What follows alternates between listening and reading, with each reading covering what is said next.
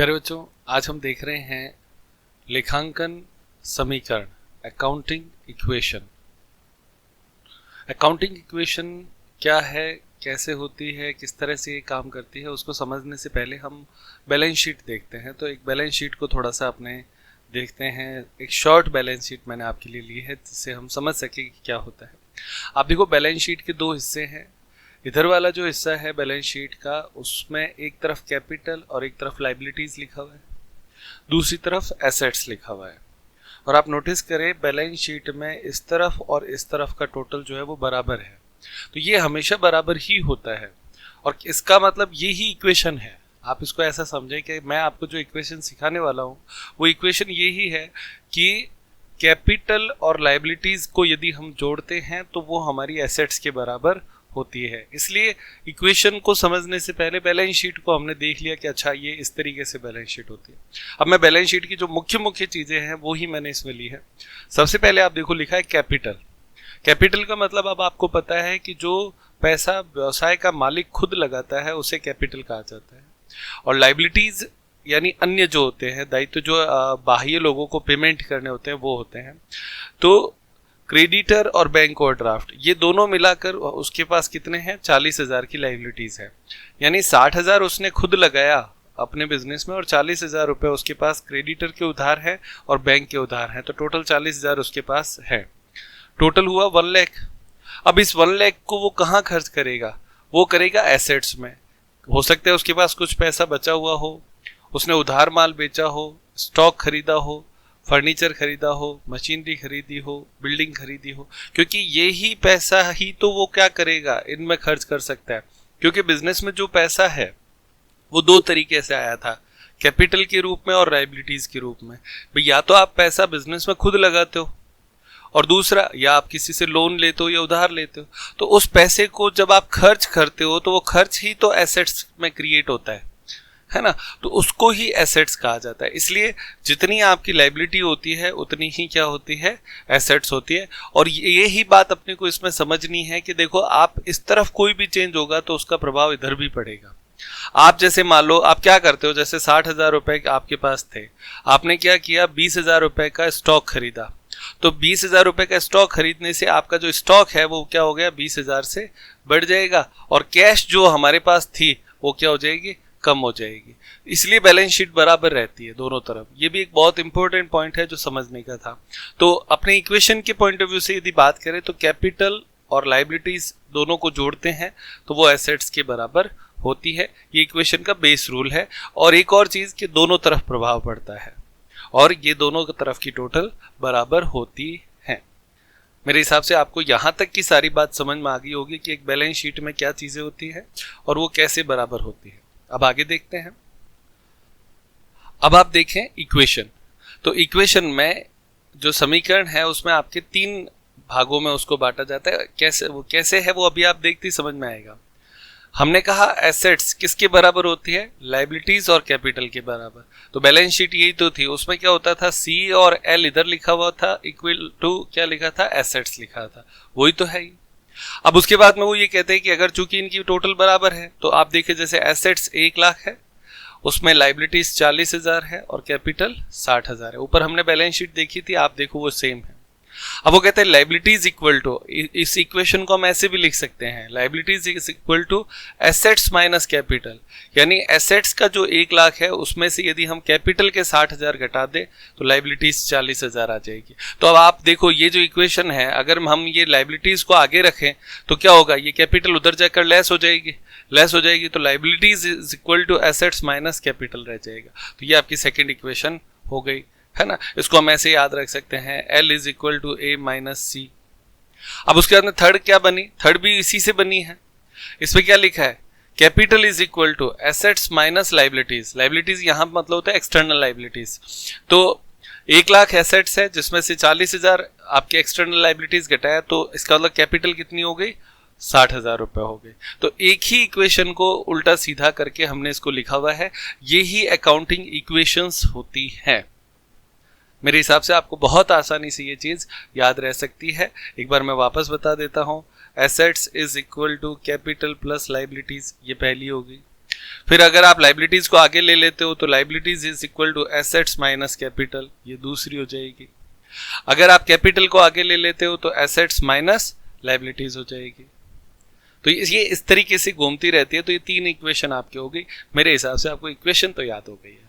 अब आगे चलते हैं और इसको हम सवालों में कैसे काम में लेते हैं, या ये कैसे अपने इम्पैक्ट को देखती है, कोई भी ट्रांजैक्शन किस तरह से इन दोनों को प्रभावित करता है उसको देखेंगे। ये बहुत इंटरेस्टिंग रहने वाला है, तो उसको देखते हैं। देखिए, सबसे पहले मैंने आप लोगों के लिए एक यहाँ पे जर्नल एंट्री ली है बेसिक।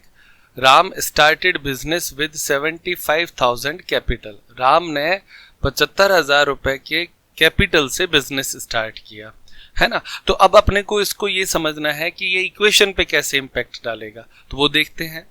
इसमें हम क्या करते हैं, जैसे मान लो हमारे पास 75,000 क्या है, कैपिटल है, क्लियर। तो हमने यहाँ लिखा capital plus liability is equal to assets, सही है। तो 75,000 उसकी कैपिटल होगी। ऐसा करने से क्या हुआ, जैसे ही वो 75,000 रुपए बिजनेस में लेके आया तो एसेट्स में कौन आया, एसेट्स में आपके कैश आ गया। उसके पास कैश कितना आ गया, 75,000। अब आप देखो इधर की टोटल और इधर की टोटल बराबर है, तो डबल इम्पैक्ट हुआ ना। इस ट्रांजैक्शन को अगर हम इक्वेशन पे देखना चाहें कि Ram started business with 75,000 capital, तो क्या होगा, कैपिटल 75,000 रुपए बैलेंस शीट पे दिखाई जाएगी और जब तक वो खर्च नहीं करता है तब तक वो पैसा कैश में पड़ा रहेगा। तो इधर कैपिटल हो गई और इधर ये एसेट्स हो गई और दोनों तरफ बराबर है, क्लियर। आगे देखते हैं। अब आप देखें सेकंड जो पॉइंट हमने लिया है, Ram purchased furniture for cash 5,000। Ram ने फर्नीचर खरीदा कितने में, 5,000 में। तो इधर देखो capital plus liabilities is equal to assets, ये लिखा मैंने। कैपिटल 75,000 है, उसमें कोई चेंज हुआ नहीं है, प्लस लाइबिलिटीज भी कोई अभी है नहीं। एसेट्स में हमारे पास कैश थी, कैश थी आपके 75,000, है ना। अब हम फर्नीचर खरीद रहे हैं, क्लियर। तो फर्नीचर खरीद रहे हैं, कितने का फर्नीचर खरीदा हमने लिखा 5,000 रुपए का फर्नीचर। तो ये जो कैश थी वो अब आपके 5,000 कम हो जाएगी। तो अब कैश कितनी हो जाएगी, cash is equal to 70,000 plus furniture, वो आपके हो गया 5,000। और अभी भी बैलेंस शीट इधर भी 75,000 और इधर भी 75,000। समझ में आ रहा होगा, इक्वेशन इक्वल चल रही है, दोनों तरफ बराबर चलेगा। आगे देखिए, नेक्स्ट पॉइंट आपका है, Ram purchased goods for cash 20,000। Ram ने 20,000 रुपए का गुड्स खरीदा, जिसको हम स्टॉक कह सकते हैं। हम गुड्स भी लिखे तो कोई इश्यू नहीं है। तो वही same, capital plus liabilities is equal to assets. Capital आपका है 75,000 प्लस लाइबिलिटीज का एल लिख देते हैं।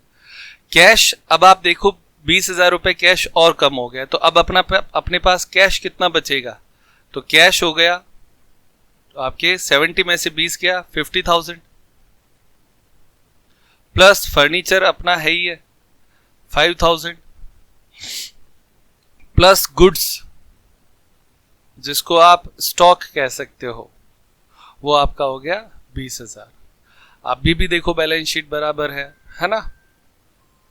नेक्स्ट देखिए, अब देखते हैं नेक्स्ट पॉइंट, फोर्थ पॉइंट। इसमें देखो लिखा है Ram purchase goods on credit for 16,000। तो इसमें आप देखें जब वो उधार खरीदता है, क्रेडिट है ना, तो उधार को कैसे लिखते हैं वो इसमें आप देखो। हम वही सेम चीज करेंगे, capital plus liabilities is equal to assets. Equation तो यही है। कैपिटल 75,000 है, इसमें कोई चेंज हो नहीं रहा है, लेकिन इस बार उसने उधार खरीदा, क्रेडिट में खरीदा, तो 16,000 लाइबिलिटीज जो है एल, उसमें कौन आ गया, क्रेडिटर। क्रेडिटर कितना आ गया 16,000 बराबर, उधर कौन था, कैश फर्नीचर गुड्स, तीन चीजें थी, cash plus furniture plus goods, ये तीन चीजें थी।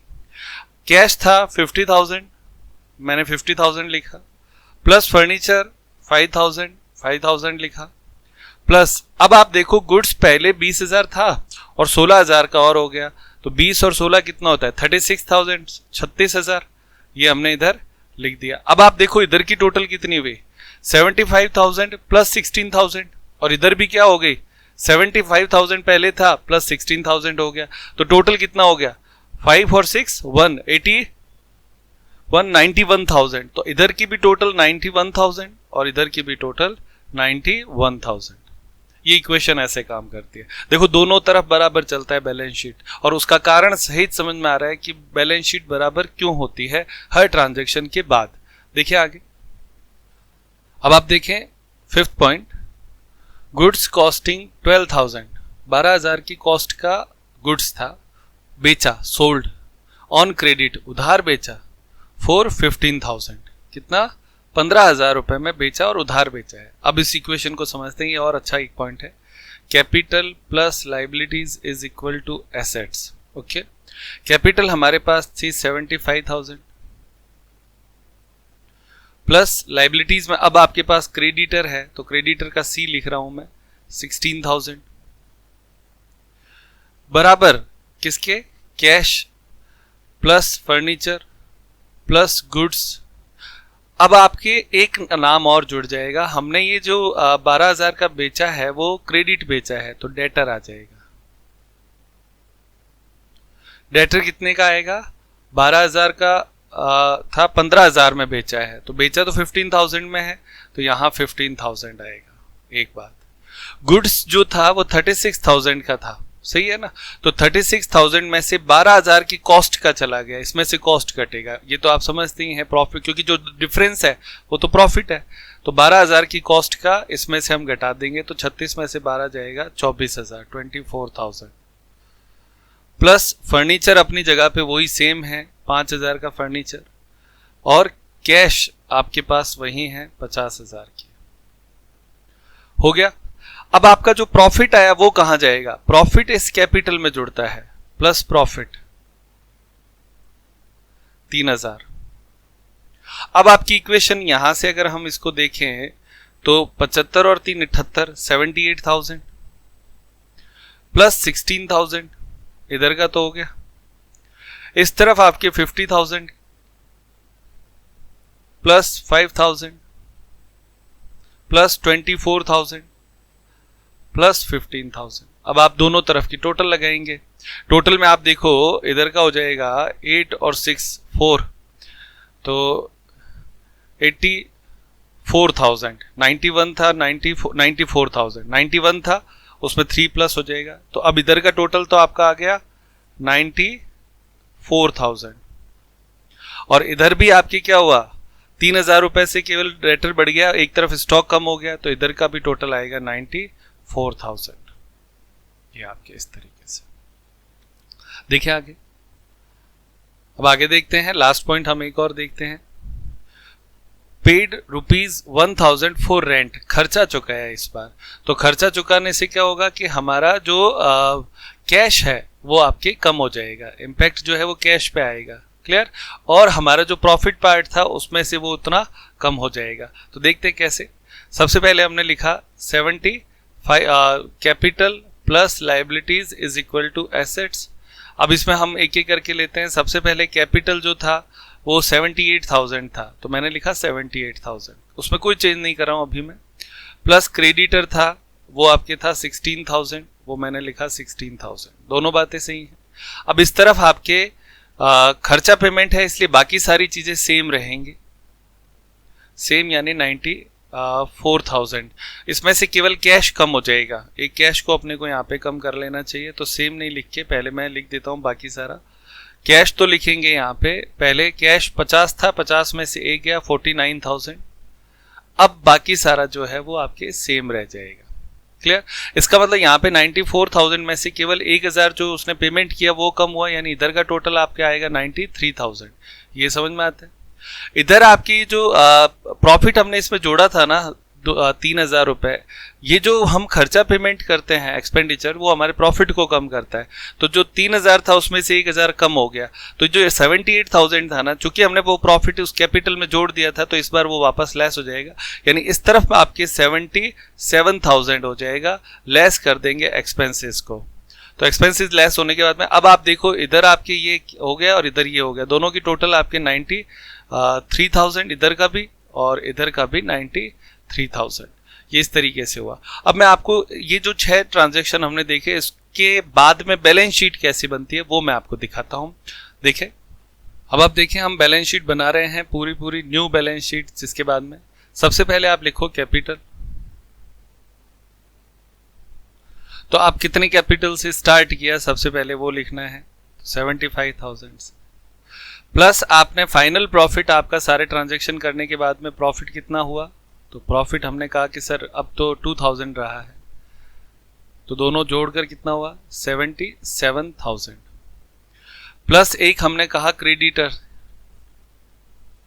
तो क्रेडिटर हमारा था 16,000 था, एक बार देख लेते हैं 16,000, तो ये हमने यहाँ पे लिख दिया 16,000 क्रेडिटर। इधर तो ये दो ही थे। इस तरफ आपके कैश सबसे पहले लिखता हूं 49,000, ये हमने देखो यहाँ पे ऊपर लिखा है, ये रहा 49,000। फिर उसके बाद में आपके एक एक करके लेते हैं, स्टॉक, डेटर,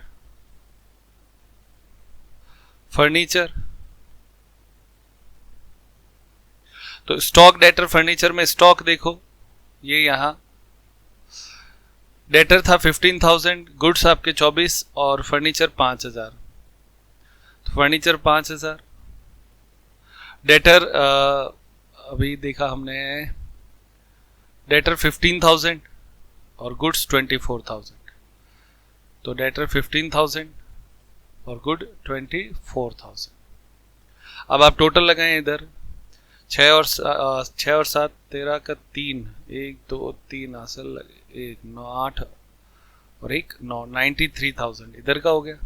इधर का भी टोटल लगाते हैं, तो 5 और 15 20, 20 और 50 70, 70 और 94 माइनस 1 कर देंगे तो वो 93,000। तो आप समझ गए होंगे इस पूरी बैलेंस शीट से इक्वेशन कैसे काम करती है। मैंने सारी चीज़ें आपको एकदम सामने करके दिखाई है कि देखो ये ऐसे ऐसे ऐसे सारी चीज़ें हुई, और आप देखिए बैलेंस शीट बनी, बैलेंस शीट बराबर भी बनी, हर ट्रांजैक्शन के बाद के हमने इम्पैक्ट देखे, और अब आप अच्छे तरीके से समझ गए कि इक्वेशन क्या है, capital plus liability is equal to assets, और ये ही मूल मंत्र है कि बैलेंस शीट जो है वो बराबर होती है। ठीक है प्यारे बच्चों, तो आज की क्लास समाप्त करते हैं।